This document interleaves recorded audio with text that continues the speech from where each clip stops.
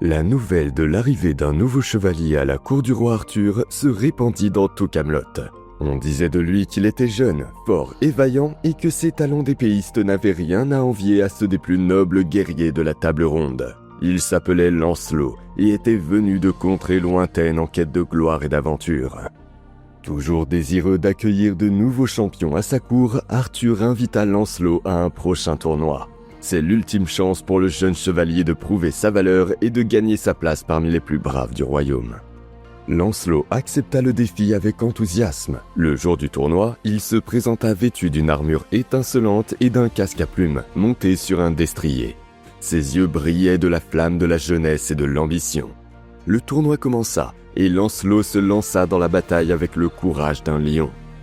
Il fit tomber ses adversaires de leurs chevaux par des coups de lance précis et puissants, faisant preuve d'une dextérité et d'une force hors du commun. Des chevaliers expérimentés et renommés tombèrent devant sa dextérité et le peuple fut stupéfait par l'habileté de ce jeune guerrier.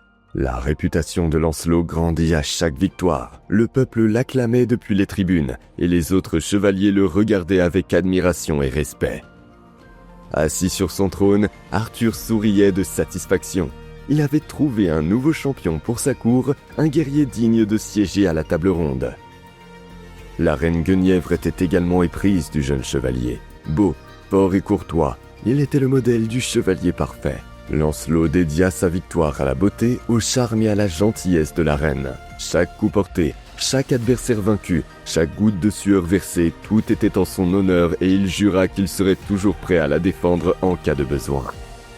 Dès son arrivée à la cour, Lancelot fut fasciné par la beauté et la gentillesse de la reine Guenièvre. L'admiration était réciproque. De son côté, la reine découvrit chez le chevalier non seulement la force et la bravoure, mais aussi une rare noblesse d'esprit et une grande douceur. Rencontres occasionnelles dans les jardins du château, conversations lors des festivités de la cour, regards échangés lors des tournois. Une amitié profonde et unique s'épanouissait entre eux, tissée par une attirance indéniable qu'ils tentaient tous deux de contenir. Conscients de leur devoir et de la loyauté qu'ils devaient au roi Arthur, Lancelot et Guenièvre essayèrent de garder ce sentiment sous contrôle, transformant la passion en admiration, le désir en respect. Mais l'amour grandissait de jour en jour, menaçant de franchir les barrières de la raison et de la prudence. Un silence glacial s'abattit sur la grande salle du château de Camelot. L'agitation joyeuse des courtisans cessa complètement lorsqu'un messager, visiblement épuisé et couvert de poussière, entra dans la salle, apportant avec lui de sinistres nouvelles. D'une voix tendue et accablée, il annonça la capture du sire Hector et de sire Lionel, tous deux faits prisonniers par le cruel sire Turquine.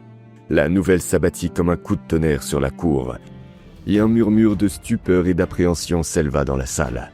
Lancelot, se tenant à côté du roi, fut accablé de douleur lorsqu'il entendit le nom de son frère et de son cousin. Le souvenir de l'amitié et de l'affection qu'il leur portait l'incita à agir. Il s'approcha sans hésiter du roi Arthur et, d'un air résolu, lui demanda la permission de partir à la rescousse des chevaliers captifs. Connaissant la bravoure et la loyauté de Lancelot, Arthur lui accorda immédiatement sa requête. Animé d'un sentiment d'urgence, Lancelot ne perdit pas de temps. Il se rendit aux écuries royales, où il choisit son cheval le plus rapide et le plus fort et l'équipa de son armure brillante et de son épée tranchante. En quelques minutes, il franchit les portes de la citadelle et partit à la rescousse de ses proches.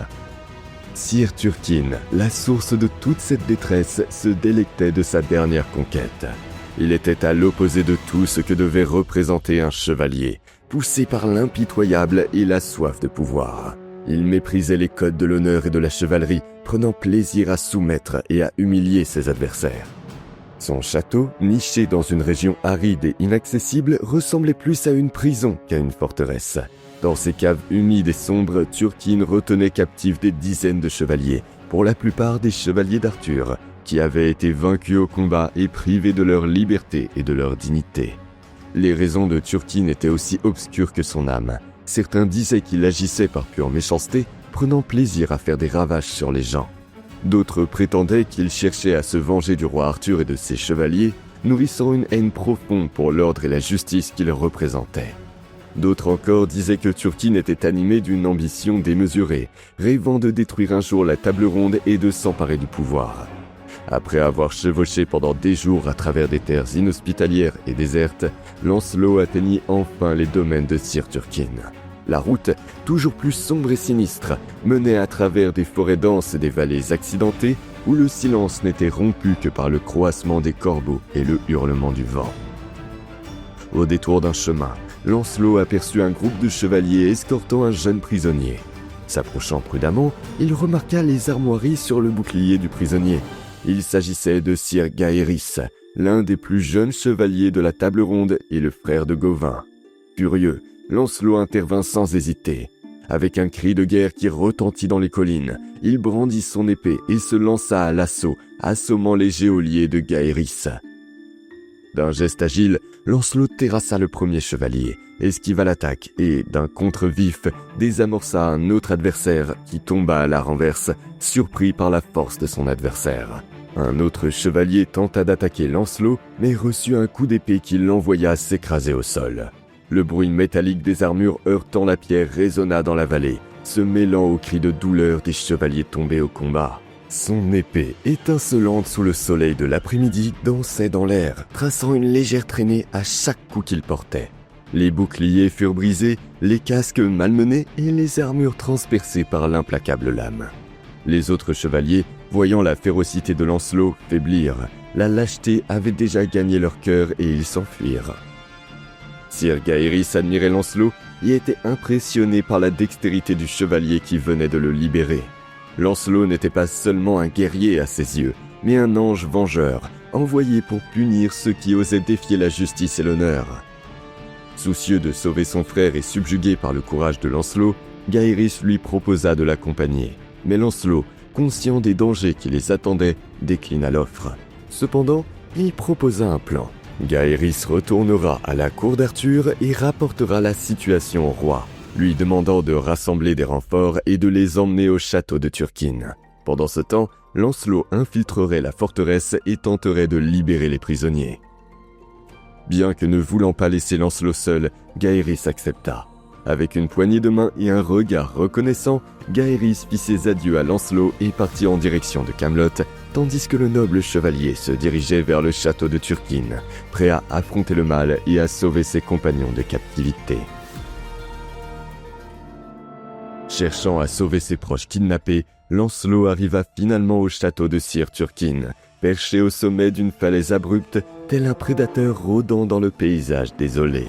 Ses hautes et impressionnantes murailles semblaient défier quiconque osait s'en approcher. Pourtant, cette atmosphère sinistre n'intimida pas Lancelot.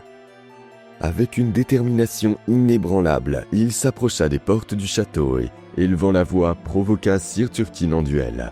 « Sir Turquine, sortez de votre tanière et affrontez-moi en combat singulier.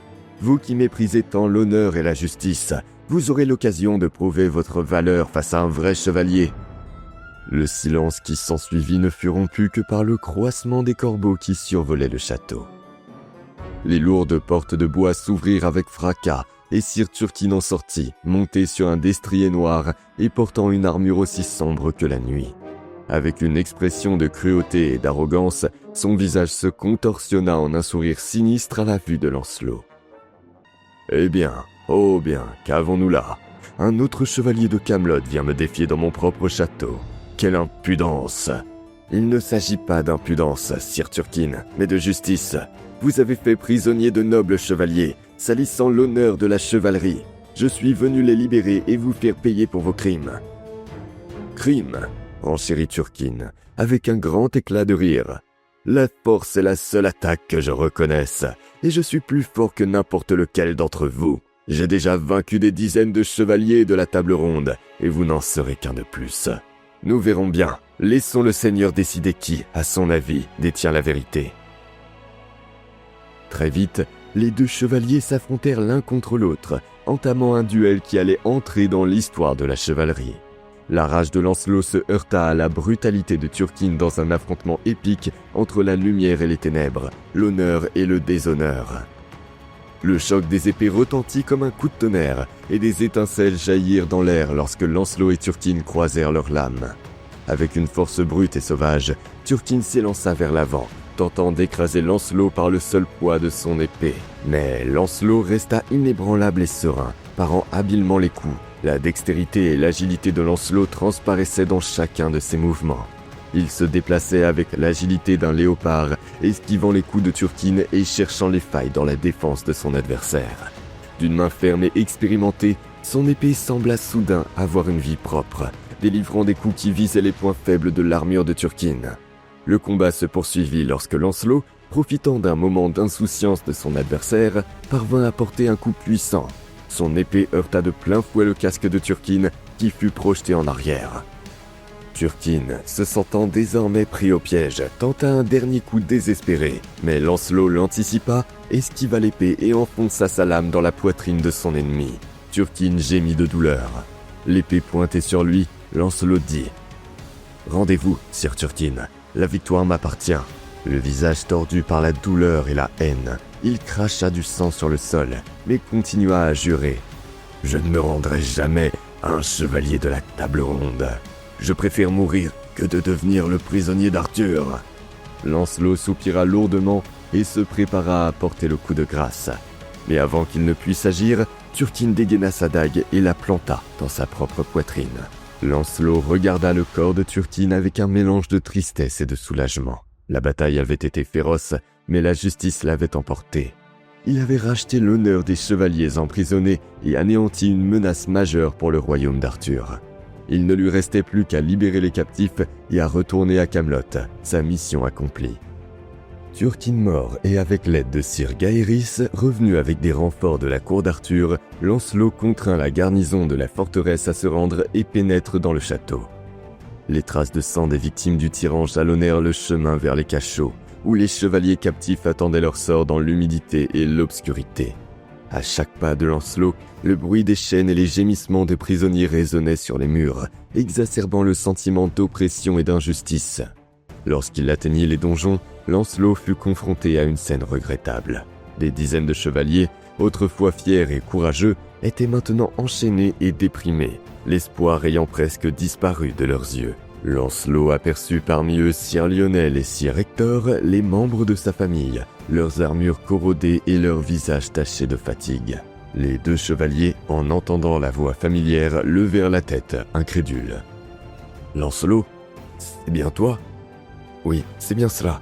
Je suis venu pour vous libérer et vous rendre votre dignité. » Avec l'aide de Gaëris, Lancelot brisa les chaînes et libéra les chevaliers captifs. La joie et le soulagement régnaient dans le donjon, et les chevaliers, libérés de l'oppression de Turquine, embrassèrent Lancelot avec gratitude et admiration. Les chevaliers quittèrent ensemble le château de Turquine, désormais vide et silencieux, tel un monument à la tyrannie vaincue. Le retour de Lancelot et des chevaliers sauvés à Camelot se transforma en triomphe. Les chevaliers libérés furent accueillis en héros. Arthur accueillit Lancelot à bras ouverts avec un grand sourire et loua son courage et sa bravoure. Les célébrations se poursuivirent pendant des jours et le nom de Lancelot fut à nouveau repris dans des chansons et des histoires, célébrant sa victoire sur la tyrannie et sa fidélité aux idéaux de la chevalerie. Pendant les jours d'absence de Lancelot, la reine vivait dans une inquiétude constante. À chaque information sur la cruauté de sir Turquine, son angoisse grandissait et la peur de perdre le chevalier qu'elle chérissait tant la rongeait de l'intérieur. Les nuits étaient interminables et son sommeil était troublé par des cauchemars dans lesquels Lancelot était battu et emprisonné par le tyran. Maintenant que Lancelot était de retour à Camelot, Guenièvre pouvait enfin pousser un soupir de soulagement. La tension qui la tenaillait disparut, laissant place à un profond sentiment de gratitude et de soulagement. Mais l'expérience lui avait fait voir plus clairement l'intensité de ses sentiments pour Lancelot. La peur de le perdre avait mis à nu l'étendue de ses sentiments, une émotion qui dépassait la simple admiration et le respect, et qui la mettait en conflit permanent entre la raison et la passion. Alors que Guenièvre observait Lancelot depuis le balcon, participant aux festivités, elle éprouvait un mélange de bonheur et de mélancolie. La joie de le retrouver contrebalançait la conscience de la passion qui envahissait son cœur. Elle savait que son devoir était de servir Arthur, son roi et époux à qui elle avait prêté allégeance, mais chaque jour, son cœur semblait attiré par Lancelot, le chevalier qui avait gagné non seulement son admiration, mais aussi son affection. Dans l'euphorie des célébrations, Guenièvre se replongea dans ses pensées, réfléchissant à l'avenir et aux défis qui l'attendaient. Le destin avait mis Lancelot sur son chemin d'une manière qu'il n'aurait jamais pu imaginer. Et maintenant, c'était à elle de faire face à ce sentiment qui grandissait dans sa poitrine comme une fleur née parmi les pierres, car à aucun moment elle n'avait souhaité s'ouvrir à cet amour. L'atmosphère à Camelot était joyeuse et extatique lors du retour triomphal de Lancelot, ramenant avec lui les chevaliers rescapés. Mais au milieu de cette allégresse générale, Lancelot portait en lui une inquiétude qu'il ne parvenait pas à dissiper. Sa relation avec Guenièvre, exacerbée par les émotions qu'il avait ressenties en son absence, avait ravivé la passion qu'il tentait de maîtriser. Les regards intimes, les conversations à voix basse, les effleurements accidentels. Chaque rencontre avec la reine était un combat contre la séduction, un test de sa loyauté envers Arthur et les vœux qu'il avait prononcés en tant que chevalier. Lancelot remarqua que la frontière entre l'admiration et l'amour, le respect et la passion, devenait de plus en plus ténue, menaçant de se rompre à tout moment. Hanté par cette lutte intérieure, Lancelot se réfugia dans la solitude. Il passait des heures dans les jardins du château, absorbé dans une profonde réflexion, ou errait dans les forêts voisines, essayant de trouver la paix dans la nature. Mais l'image de Guenièvre le poursuivait où qu'il aille, et le souvenir de leur rencontre l'envahissait comme un torrent, suscitant des sentiments contradictoires de joie et de culpabilité. Conscient du danger qu'il représentait pour lui-même et pour la cour, Lancelot prit une décision difficile, quitter Camelot pour un temps et partir à la recherche de nouvelles aventures qui l'éloigneraient de la tentation et lui permettraient de retrouver son équilibre perdu. Il savait que sa relation avec Guenièvre était un piège pour tous les deux, un chemin dangereux qui pouvait les mener à la ruine. Le cœur lourd, mais l'esprit résolu, Lancelot se présenta devant Arthur et lui fit part de sa décision. « Mon roi, je vous demande la permission de partir pour une nouvelle mission. Je ressens le besoin de servir le royaume et de prouver ma valeur au-delà des murs du château. » Étonné par cette demande soudaine, Arthur tenta de convaincre Lancelot de rester à Camelot. « Lancelot, tu es l'un de mes chevaliers les plus courageux et les plus fidèles. Ta présence ici est précieuse et nous apporte une joie sans borne. Pourquoi voudrais-tu partir ?» Sans dévoiler ses véritables motivations, Lancelot répondit de manière évasive. « Mon roi, ma soif d'aventure et mon désir de servir le royaume me poussent à explorer de nouveaux horizons. Je pense pouvoir être utile à vos sujets en débarrassant vos terres des ruffians. » Bien que réticent, Arthur accorda la permission à Lancelot. « Si telle est ta volonté, Lancelot, je ne dois pas t'en empêcher.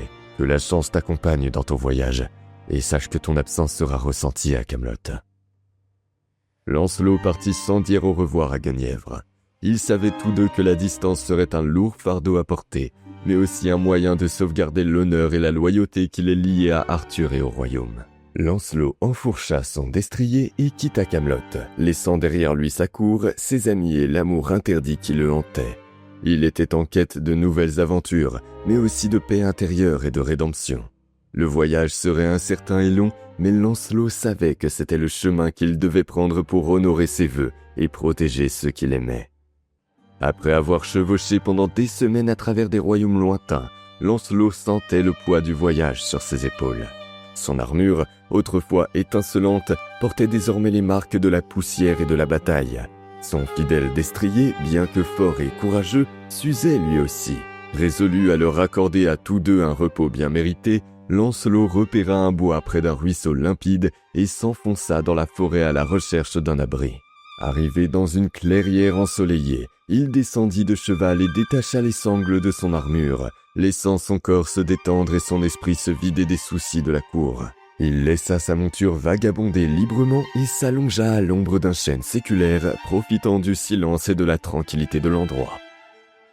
Alors que Lancelot se reposait, 4 reines entrèrent dans le bois. Il s'agissait de Morgane le Fay, la puissante magicienne et demi-sœur du roi Arthur, de la reine de Norvège, connue pour sa beauté exotique et son tempérament fougueux, de la reine d'Islande, réputée pour sa sagesse et sa richesse, et de la mère de Sir Gawain, une femme d'âge mûr, mais toujours aussi imposante et influente. Lorsqu'elles aperçurent Lancelot endormi sous l'arbre, les 4 reines furent frappées par la même émotion, l'engouement. Sa beauté masculine, associée au sentiment de force et de noblesse qui l'entourait, éveilla en elle un désir indescriptible. Morgane se jura de le prendre dans ses bras, quel qu'en soit le prix. Les reines s'approchèrent en silence, l'observant avec curiosité et admiration. Les 4 reines, liées par un désir commun, élaborèrent alors un plan pour enlever Lancelot et l'emmener dans leur château, où elles le soumettraient à diverses tentations et défis dans l'espoir de gagner son amour et sa loyauté. D'un mouvement subtil des mains et d'une incantation murmurée dans une langue ancienne, Morgane jeta un sort à Lancelot. Un sommeil profond et irrésistible envahit le chevalier, qui sombra dans une stupeur inconsciente, sans se soucier de ce qui se passait autour de lui. Puis, avec l'aide de leurs servantes, les 4 reines firent monter Lancelot, encore endormi, dans un carrosse paré et l'emmenèrent dans un château lointain, dissimulé dans une forêt dense. Le château de Morgane était un lieu magique et mystérieux. Ses murs étaient construits en pierre sombre et des tours pointues s'élevaient vers le ciel comme des griffes menaçantes. À l'intérieur, des couloirs labyrinthiques se prolongeaient dans des salles somptueuses, meublées de tapisseries exquises et de meubles luxueux. Une atmosphère de sorcellerie et de magie régnait dans chaque recoin du château, fascinant et effrayant à la fois. Lancelot se réveilla dans une chambre somptueuse, au lit moelleux et aux rideaux de velours. Mais la beauté des lieux ne suffit pas à ébranler le sentiment d'enfermement qui l'oppressait. Il se leva, désorienté et confus, sentant qu'un sort l'empêchait d'utiliser ses forces pour s'échapper de cet endroit. À ce moment-là, la porte s'ouvrit et les 4 reines entrèrent dans la pièce, leurs visages affichant des sourires énigmatiques. Bienvenue dans notre château, Sir Lancelot. Nous espérons que vous vous sentirez à l'aise dans votre nouvelle demeure. Où suis-je?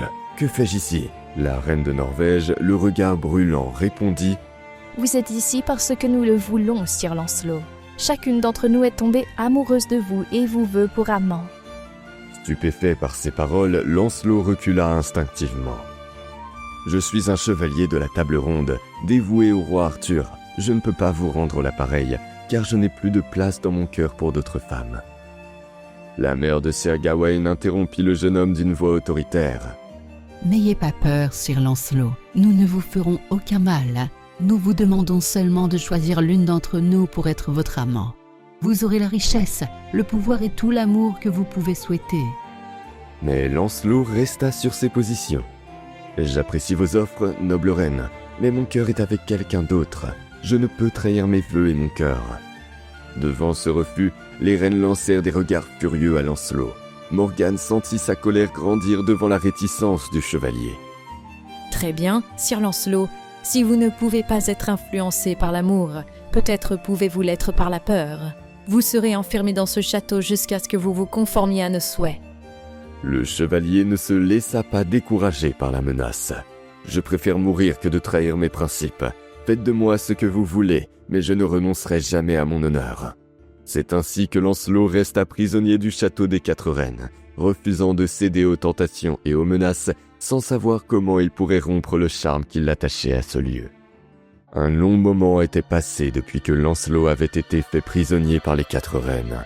Les jours se transformèrent en semaines, les semaines en mois, et le chevalier se retrouva de plus en plus submergé par une vague de solitude et de frustration.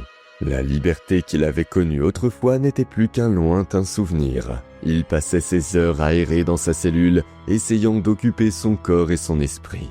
Il s'exerçait avec la rage d'un lion en cage, se battait contre des ennemis imaginaires et revivait les batailles passées dans sa mémoire. Mais rien ne pouvait dissiper la détresse de l'emprisonnement. La nostalgie de Camelot, des chevaliers de la table ronde et surtout de Guenièvre. Malgré ses souffrances et ses incertitudes, Lancelot resta ferme dans sa décision. Il ne cédera pas aux reines, il ne trahira pas ses vœux et son amour pour Guenièvre. La liberté ne valait rien si elle se faisait au détriment de son honneur. Cependant, Morgane ne renonce pas à ses projets. Obsédée par Lancelot, elle fit appel à tous ses pouvoirs magiques pour le conquérir. Elle élabora des sorts et des incantations, essayant d'influencer l'esprit du chevalier, de déceler ses faiblesses, ses désirs les plus profonds. La magicienne observait attentivement son esprit, fouillant ses pensées, ses rêves, ses souvenirs. C'est alors qu'elle l'aperçut. Elle remarqua l'image de Guenièvre qui brillait dans le cœur de Lancelot, un amour profond et inébranlable, la source de sa force et de son endurance. Morgane sourit malicieusement. Elle avait enfin trouvé la vulnérabilité de Lancelot, Elle savait maintenant comment la tourner à son avantage. Avec un complot astucieux en tête, elle entreprit d'utiliser l'amour de Lancelot pour Guenièvre comme une arme, afin de le manipuler, de le briser et de finalement s'emparer de lui. Alors que Lancelot dépérissait en prison, une force inattendue joua en sa faveur.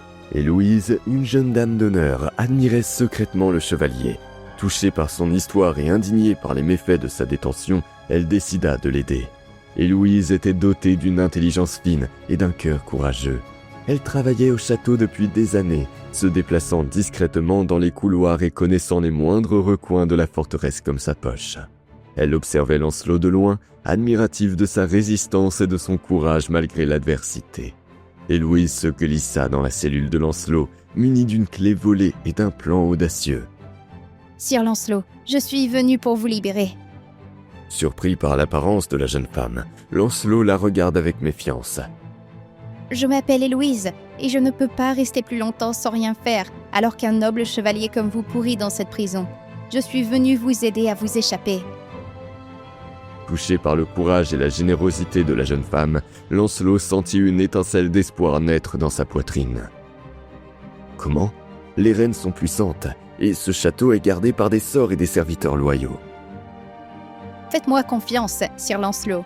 Portez cette cape, elle contient un sort de fée et vous aidera à vous cacher dans l'ombre. Je connais les passages secrets et les faiblesses de cette forteresse que même Morgane ne pourrait détecter. Suivez-moi et je vous conduirai hors de cet endroit. » Ainsi, guidé par la vaillante Héloïse, Lancelot se faufila dans les couloirs sombres et labyrinthiques du château. Ils esquivèrent les gardes endormis, découvrirent des passages secrets, Héloïse utilisant sa connaissance du château pour les protéger du danger. À chaque pas, Lancelot fut subjugué par l'intrépidité et l'esprit de la jeune fille. Elle n'était pas seulement un guide, mais une alliée inattendue, un ange gardien qui le guidait à travers les ténèbres. Après une éternité, ils aperçurent une faible lumière au bout du tunnel.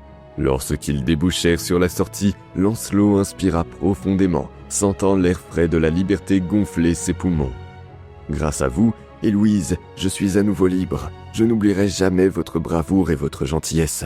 Comment pourrais-je vous rendre cet immense service ? » Et je n'oublierai jamais le jour où j'ai aidé à libérer le magnifique Sir Lancelot du lac. Mais j'ai besoin que vous aidiez mon père, le roi Born-Magus. Born-Magus était un roi juste et honorable, mais son pouvoir était utilisé par des ennemis et des rivaux qui convoitaient ses terres. Lancelot décida d'utiliser ses talents de chevalier pour défendre le roi et assurer la sécurité d'Héloïse et de son peuple. Quelques jours après le début de son voyage, Lancelot arriva au royaume de Born-Magus. Il se présenta au roi, lui révélant son identité et son lien avec Héloïse. Surpris et reconnaissant de la présence du célèbre chevalier, Born-Magus le reçut avec les honneurs et lui offrit l'hospitalité. Au cours du banquet donné en son honneur, Lancelot apprit que le roi se préparait à un tournoi au cours duquel il défendrait son titre de noblesse et son royaume contre des adversaires ambitieux. Saisissant l'occasion de tenir la promesse faite à Héloïse, Lancelot proposa de se battre en tant que champion du roi. « Sire Lancelot, votre présence ici est un cadeau du ciel. Grâce à votre courage et à votre habileté, je suis sûr que nous remporterons ce tournoi et que nous repousserons les ennemis qui menacent mon royaume. » Fidèle à sa parole, Lancelot se prépara pour le tournoi. Il savait qu'il ne se battait pas seulement pour Born-Magus, mais aussi pour Héloïse.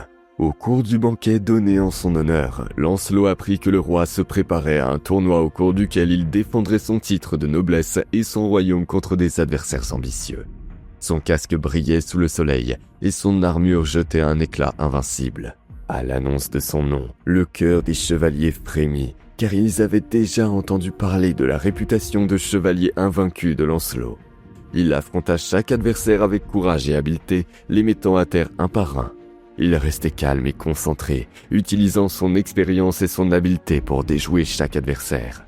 Il fut le premier à s'engager dans la voie de la victoire. En tant que champion de Born-Magus, la victoire de Lancelot au tournoi garantit au roi le maintien de son titre et le rétablissement de son honneur aux yeux de ses prétendants. La foule applaudit à tout rompre et le roi, tout de joie, embrassa Lancelot en signe de gratitude. « Sire Lancelot, vous êtes un véritable héros. Vous avez sauvé mon royaume et honoré la mémoire d'un noble chevalier. Je vous serai à jamais reconnaissant pour votre aide. » Avec un sourire satisfait, Lancelot répondit « Je n'ai fait qu'accomplir mon devoir, votre majesté, et j'ai tenu la promesse que j'avais faite à votre fille. » Lancelot prouva une fois de plus sa noblesse et sa loyauté, honorant sa parole et défendant la justice, même dans des contrées lointaines et au nom d'une jeune femme qui avait tout risqué pour le sauver. Après avoir remporté le tournoi, Lancelot se remit en route, chevauchant sans but à travers forêts et plaines, lorsqu'il aperçut au loin un chevalier prometteur. Alors qu'ils se croisaient, le chevalier le salua d'un geste courtois, mais il était également porteur d'une nouvelle troublante. La reine Guenièvre avait été enlevée. La nouvelle frappa Lancelot comme un coup de tonnerre. Guenièvre, la femme qu'il aimait en secret, était en danger. Un sentiment d'urgence l'envahit et Lancelot galopa aussi vite qu'il le put en direction de Camelot. La quête pour sauver la reine devint la mission de sa vie et Lancelot, nourri d'amour et de loyauté, était prêt à affronter n'importe quel danger pour sauver la femme qui habitait son cœur. Le retour à Camelot fut une véritable torture pour Lancelot. À chaque lieu parcouru, son angoisse s'intensifiait à la vue de Guenièvre en danger et lui déchirait les entrailles. Lorsque Lancelot atteignit les portes de Camelot, il fut accueilli par Sir Gawain, qui l'attendait avec une expression sombre sur le visage. « Lancelot, Dieu merci, tu es revenu. Nous avons besoin de toi. Dis-moi tout, Gawain. Comment la reine a-t-elle été enlevée ?» Gawain les conduisit à l'intérieur du château où le roi Arthur attendait dans ses quartiers. L'ambiance était lourde et la cour était choquée et consternée. Le chevalier découvrit que la reine avait été enlevée par Sir Maligant, un chevalier arrogant et déloyal. Il la retenait prisonnière dans un lieu inconnu et voulait en faire sa femme. Lancelot écoutait attentivement, retenant la colère qui lui montait à la gorge. Le roi dit qu'il avait envoyé des messages à Messire Maligant exigeant la libération immédiate de la reine. Plusieurs chevaliers furent envoyés sur les traces du méchant et de la reine. « Mon roi, je jure sur mon honneur que je ne reviendrai jamais à Camelot avant d'avoir sauvé la reine Guenièvre des mains de Sir Maligant. J'endurerai tous les dangers, je franchirai tous les obstacles et je la ramènerai saine et sauve à la cour, même si cela me coûte la vie. » Lancelot se préparait à partir à la rescousse de Guenièvre, sa mission en tête. Ses yeux, autrefois lourds d'angoisse, brillaient désormais de détermination. Sir Gawain, inspiré par le discours de Lancelot, décida lui aussi de partir à la recherche de la reine. Lancelot s'engagea sur un chemin étroit et sombre, où il rencontra un nain conduisant une charrette. Voyant Lancelot s'approcher, le nain lui demanda s'il cherchait la reine. Lancelot répondit par l'affirmative et le nain, qui détestait l'ostentation des chevaliers, afficha un sourire malicieux et le mit au défi de monter dans la charrette et d'être emmené à la parade, afin qu'il puisse révéler des informations sur l'endroit où se trouvait Guenièvre. À l'époque, être emmené dans une charrette était un signe de déshonneur, et seuls les criminels et les prisonniers étaient contraints d'y voyager. Conscient de l'humiliation que cela représentait, Lancelot hésita un instant. Mais son amour pour Guenièvre et sa détermination à la sauver parlaient plus fort. Lancelot balaya l'embarras et monta dans le chariot, suivant le nain à la recherche de la reine. À partir de ce moment, son aventure prend une nouvelle direction, ponctuée d'humilité et de sacrifice au nom de l'amour. Avec un sourire inquiétant, le nain conduisit Lancelot à travers des chemins tortueux et cachés. Le chariot oscillait, le chevalier se taisait, résigné à l'humiliation que lui imposaient les circonstances. Après plusieurs heures de chevauchée, ils atteignirent un imposant château. Le nain, ayant rempli sa part du marché, conduisit Lancelot jusqu'aux portes du château, et le chevalier descendit, sentant le poids des regards indiscrets et moqueurs qui l'observaient. Le nain lui dit qu'il y trouverait des indices sur l'endroit où se trouvait la reine. En entrant dans le château, une élégante dame accueille chaleureusement Lancelot. Mais la présence du chevalier de Char ne passa pas inaperçue, et Lancelot subit les chuchotements et les regards méprisants des autres nobles présents. Malgré cela, il garda la tête haute, mais Lancelot luttait contre un conflit interne.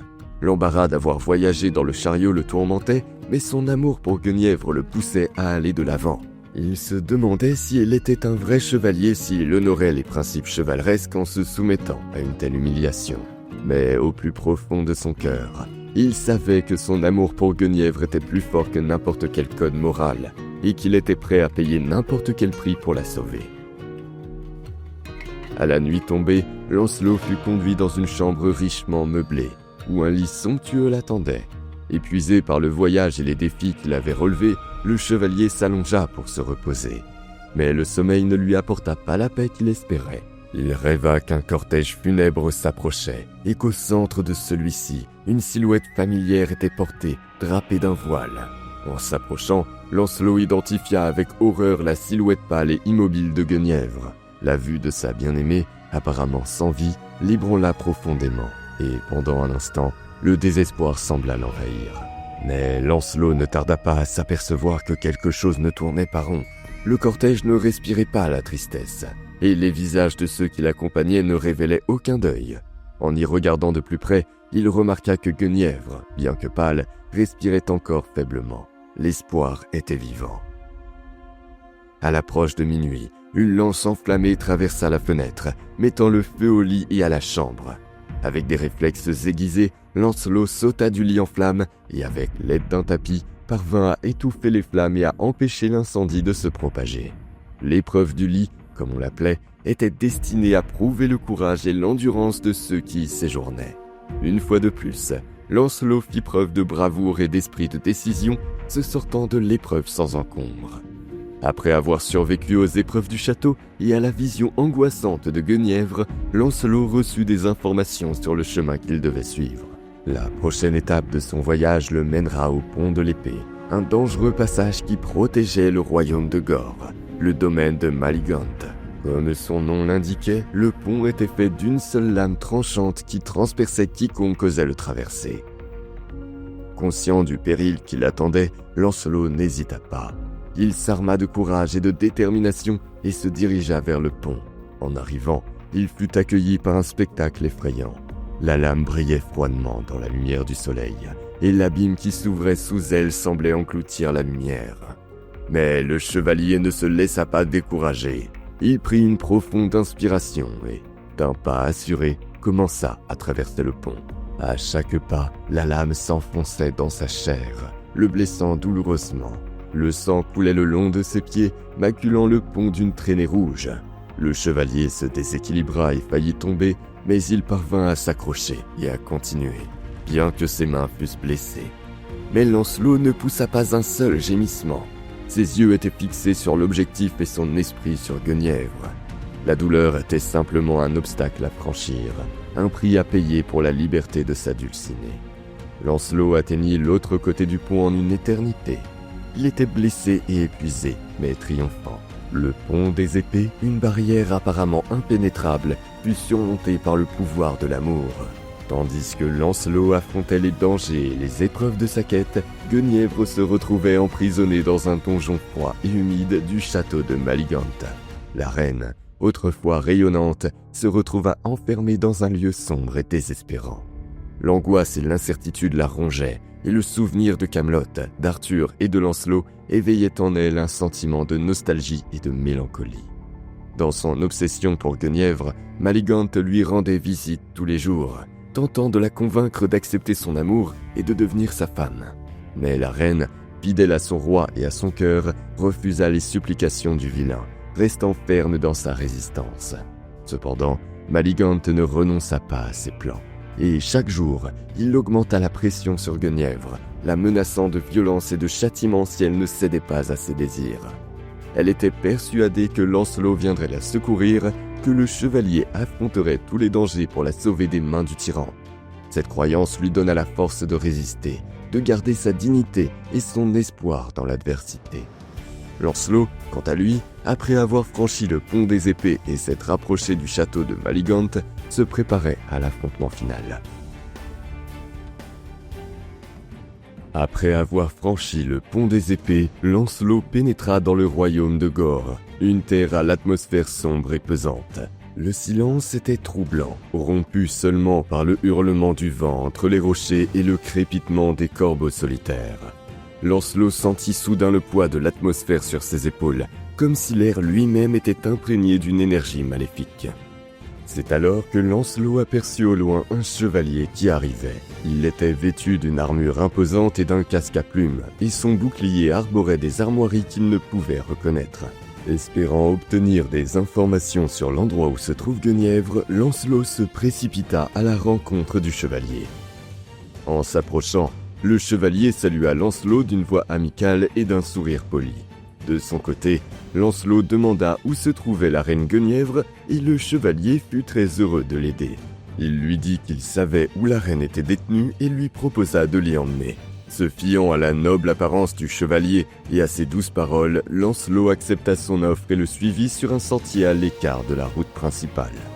Ils arrivèrent devant un imposant château aux hautes murailles et aux tours menaçantes.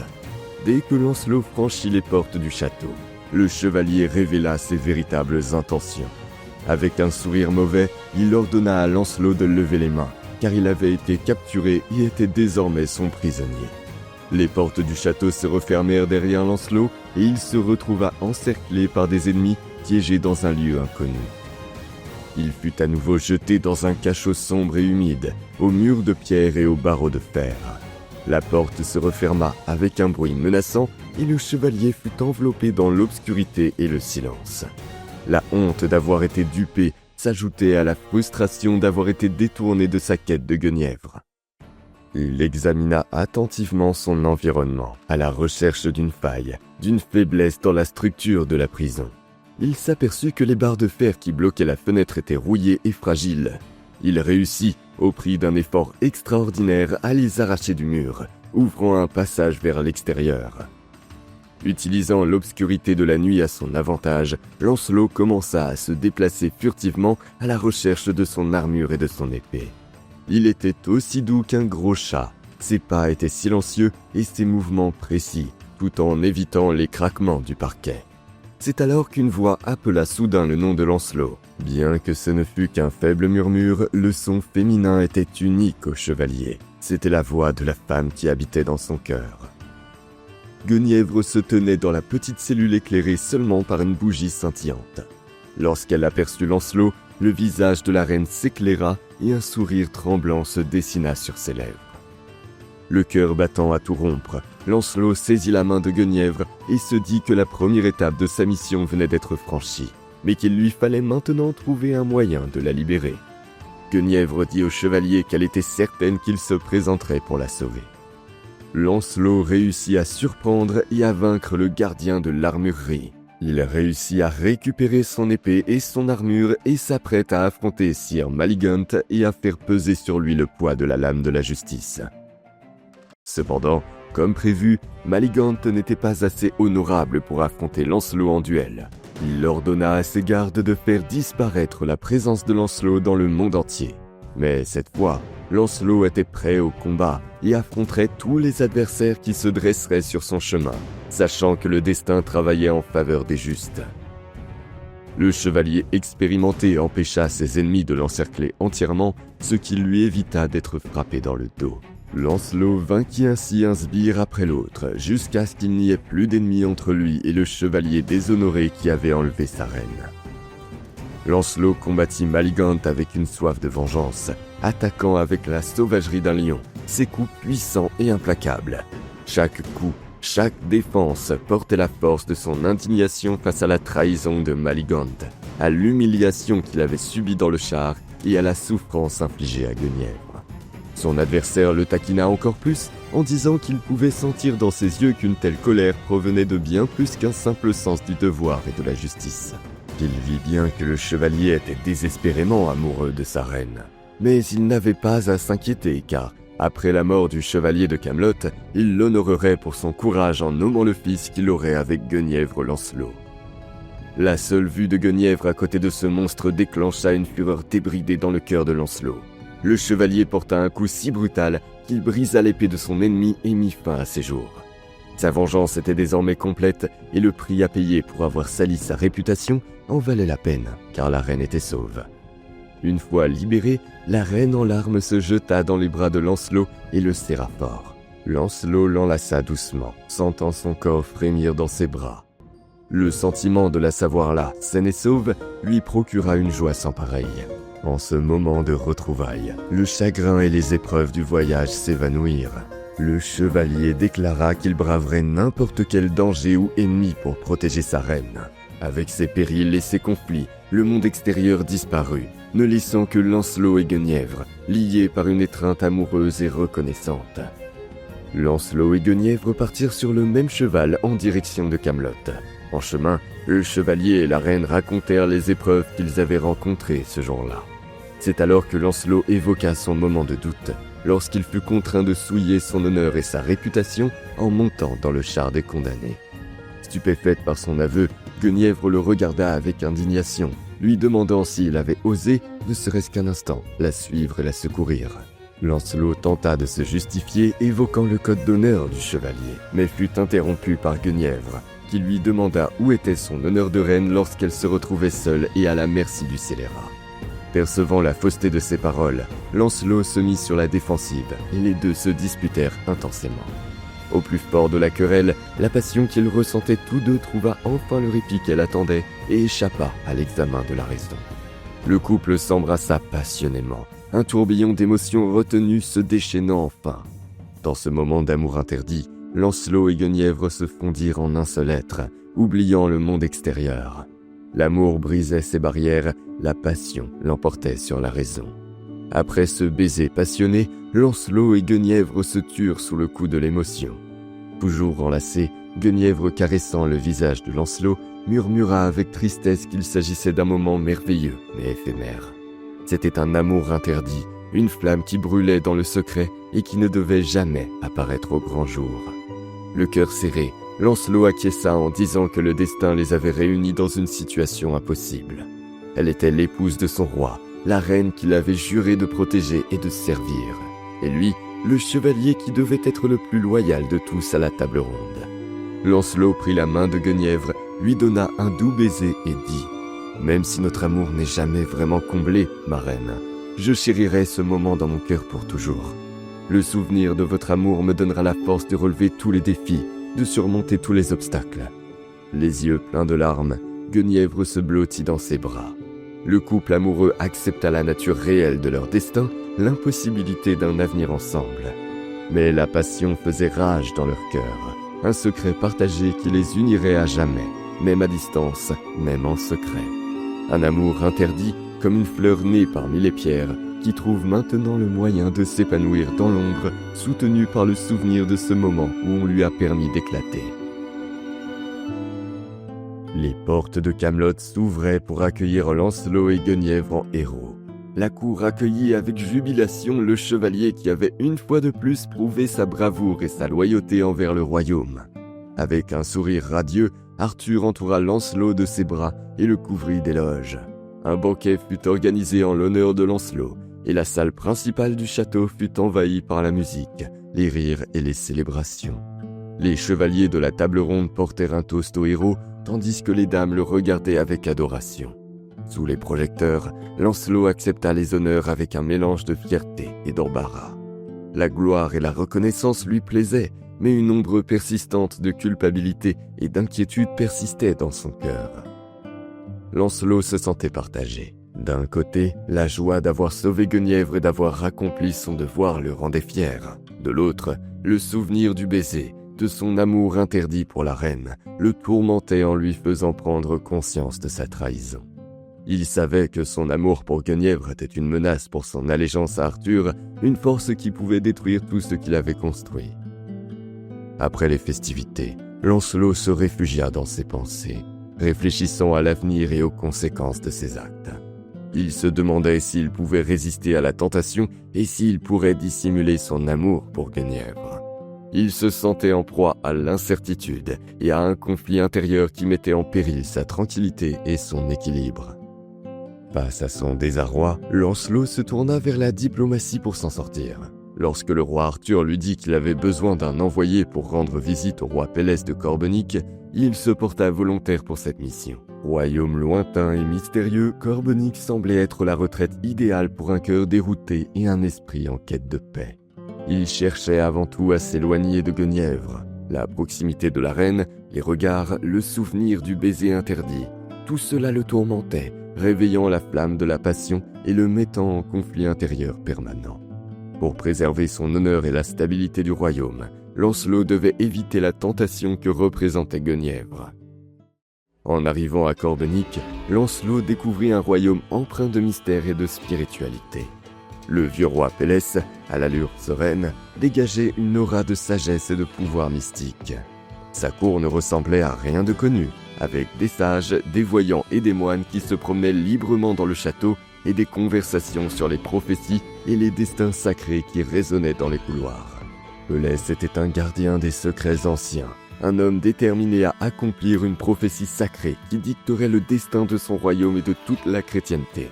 Cette prophétie annonçait l'arrivée d'un chevalier élu, seul capable d'atteindre le Saint Graal, le calice sacré utilisé par Jésus lors de la dernière scène. Selon la prophétie, ce chevalier serait le fils de Lancelot. Conscient de l'identité et de l'importance de Lancelot, Pélès l'accueille avec beaucoup d'honneur et d'hospitalité. Cependant, derrière cette gentillesse et cette chaleur, le roi ourdit un plan fourbe. Il voulait unir Lancelot à sa fille Hélène, afin que la prophétie se réalise et que le saint chevalier vienne au monde.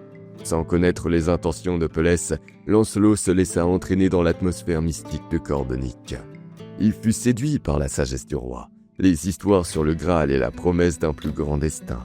Cependant, son cœur appartenait toujours à Guenièvre, et les souvenirs de la reine l'empêchaient de s'épanouir pleinement dans cette nouvelle réalité. Hélène, la fille du roi Pélès, était une jeune femme d'une beauté unique, aux longs cheveux dorés et aux yeux aussi bleus que le ciel printanier. Ses traits doux et son expression sereine cachaient une nature rêveuse et un cœur débordant de désirs romantiques. Élevée dans un environnement imprégné de mysticisme et de prophétie, Hélène nourrissait une forte croyance dans le destin et dans les desseins supérieurs qui guident la vie humaine. Hélène fut immédiatement attirée par lui. La réputation du chevalier le précédait et les récits de ses actes héroïques et de sa loyauté inébranlable envers la reine Guenièvre piquèrent la curiosité et l'admiration de la jeune femme. Lorsqu'elle le rencontra en personne, Hélène fut encore plus fascinée. Sa beauté virile, son comportement noble et son regard détaché la captivèrent totalement, éveillant en elle un coup de foudre.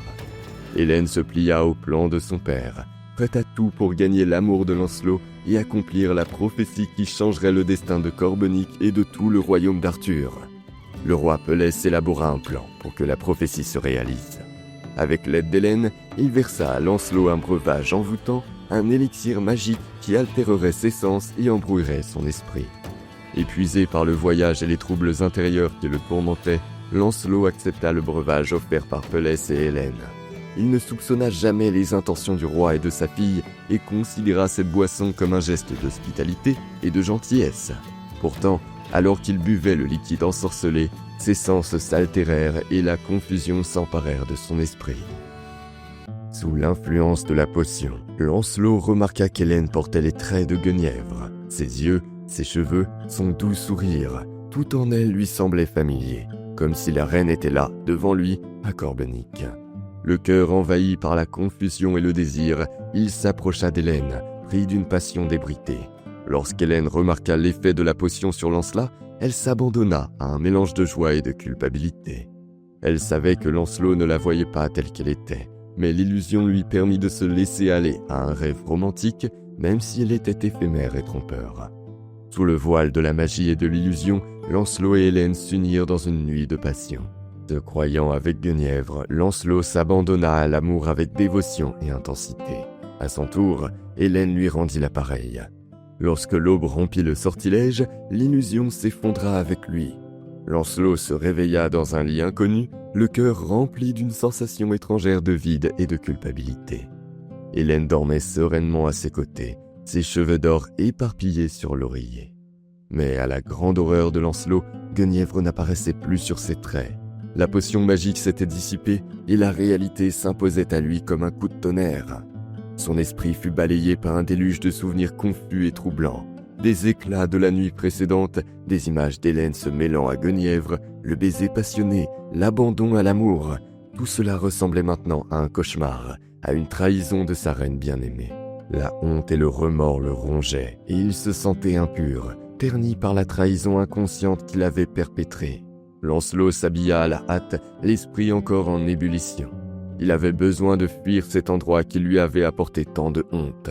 Il s'enfuit du château comme un hors-la-loi, un traître, un chevalier déshonoré qui avait une fois de plus rompu ses vœux de loyauté et de fidélité.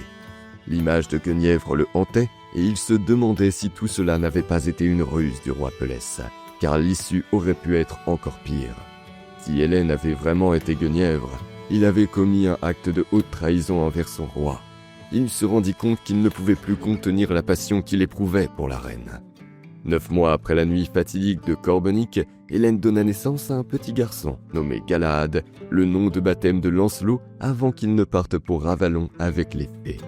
Dès sa naissance, l'enfant fut entouré d'une aura sainte et pure, et les sages de la cour des Pelès remarquèrent en lui les signes distinctifs du chevalier prophétisé, celui qui devait atteindre le Saint Graal. Sa naissance suscita une joie extraordinaire à Corbenic. Le roi Pelès voyait en son petit-fils l'accomplissement de ses projets et la certitude que la prophétie se réaliserait. Malgré sa tristesse et ses regrets quant à la façon dont elle avait conçu le garçon, Hélène aima Galahad de tout son cœur et se consacra à l'élever avec amour et dévouement. Il devint un garçon au caractère noble et pur, doté d'une foi inébranlable et d'un profond sens de la justice. Son objectif était clair, suivre les traces de son père Lancelot et devenir chevalier de la Table Ronde, mais avec une mission encore plus grande, la quête du Saint Graal qui rachèterait le monde.